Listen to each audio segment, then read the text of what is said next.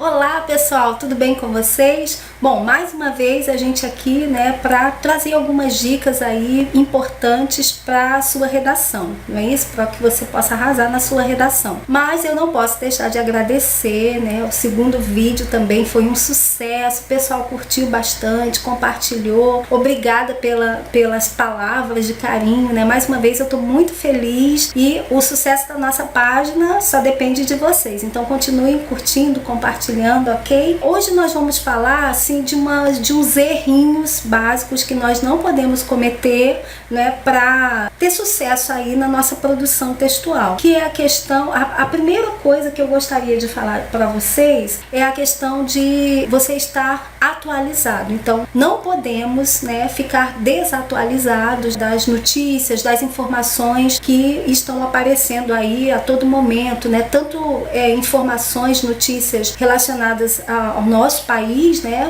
notícias nacionais, mas também as notícias internacionais, as próprias questões sociais. Então, temas muito relacionados à questão da cultura, né, problemas sociais, correm muito risco de cair na redação do Enem. Também a questão de ecologia, né, o próprio desenvolvimento sustentável, né, a questão das energias renováveis, né, e o uso racional desses recursos naturais também tem forte chance aí de cair alguma coisa, e está tudo relacionado, né, à qualidade de vida, né, da sociedade. Então fica a dica aí, estar atualizado, de olho aí nas atualidades, porque isso vai cada vez mais aumentar o nosso repertório, né, sociocultural, e a gente vai poder ter essa compreensão mais ampla, né, e mais dinâmica da nossa sociedade, e aí produzir bons textos. A segunda coisa que a gente não pode cometer o erro é a questão da falta de planejamento.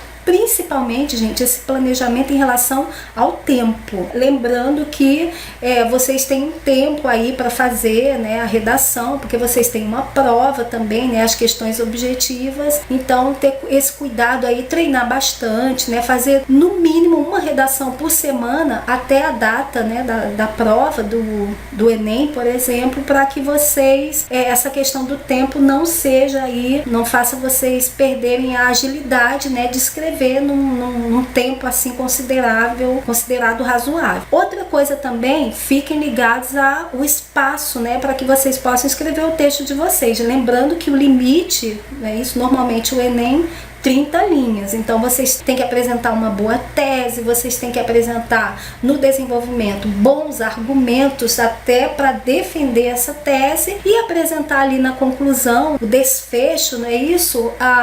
Uma possibilidade, uma proposta de intervenção, né? Uma intervenção que seja positiva, retomando ali aquela tese inicial, aquele foco de análise que você trouxe para o seu texto, ok? Uma outra coisa também muito importante, e tem a ver com a questão de você estar atualizado, é a própria questão do seu repertório sociocultural. Então esse repertório sociocultural, ele tem que ser amplo, né? Você tem que conhecer um pouquinho de cada área do conhecimento, um pouquinho de história, um pouquinho de sociologia, um pouquinho de filosofia, um pouquinho de ciência política, de economia, porque isso vai trazer a você respaldo para que você traga boas argumentações até para defender o seu ponto de vista e a tese que você trouxe para o texto, tá? Então esse repertório sociocultural, ele tem que estar bem amplo, né, bem atualizado. Outro ponto e último, por enquanto vamos falar só de 5 probleminhas, né, 5 erros que nós não podemos cometer, é a questão do título. Gente, cuidado assim com o título, porque claro que um título assim que chame a atenção, ele às vezes é a menina dos olhos, né, do seu texto, ele é a cereja do bolo, mas cuidado com títulos muito grandes, quase uma frase enorme, né, porque você perde assim o efeito, né, o teu título, ele pode perder o efeito. Então não precisa também ser um título curtinho, uma palavra só. Por exemplo, se o tema da sua redação é caminhos para a solução do crescimento da violência no Brasil, e aí você coloca no seu título só violência. Ou seja, essa palavra, né, como título, não chama para uma reflexão. Evitem aí também aqueles títulos assim, que você, quase uma palavra de ordem, por exemplo, uma coisa muito clichê, né? Homem versus violência, né? Isso aí também não chama muita atenção. E uma outra questão em relação ao título são aqueles títulos com tons muito panfletários, né? Palavras de ordem, né? Na tentativa de sensibilizar demais o leitor, você perde um pouco aquela objetividade. Então cuidado, né, para você,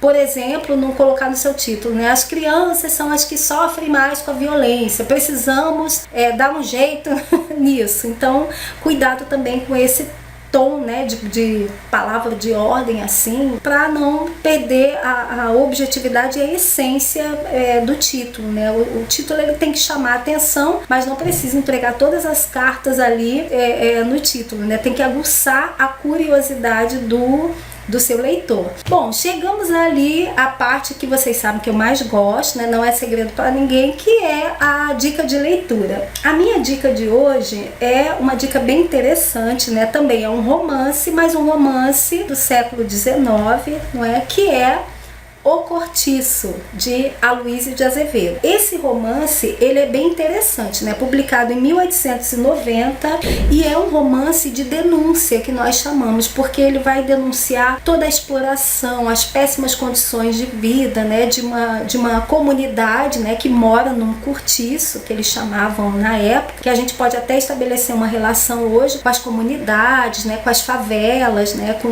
Dos bairros da grande periferia das cidades brasileiras, né? Então é uma temática atualíssima, mesmo sendo um livro, um romance do século XIX, ela é muito atual. Por quê? Porque você pode estabelecer a relação com a questão da desigualdade social, né? Inclusive o nosso país é campeão em desigualdade social, um dos países que apresenta assim a maior desigualdade social no mundo. Então é isso. O livro O Cortiço, ele constitui um bom retrato, né, isso da época, né, e um bom retrato da situação atual do nosso país. Lembrando sempre que para fazer uma boa leitura, né, uma boa interpretação, uma reflexão sobre tudo aquilo que a gente lê, né, é importante estabelecermos essas relações, né, até para que a gente possa produzir bons textos. Bom, pessoal, então ficamos por aqui com mais essas dicas, né, de redação. Espero que vocês tenham gostado, curtam à vontade, compartilhem, e aí a gente se vê no nosso próximo encontro com mais dicas muito boas de redação. Um beijo enorme e até lá!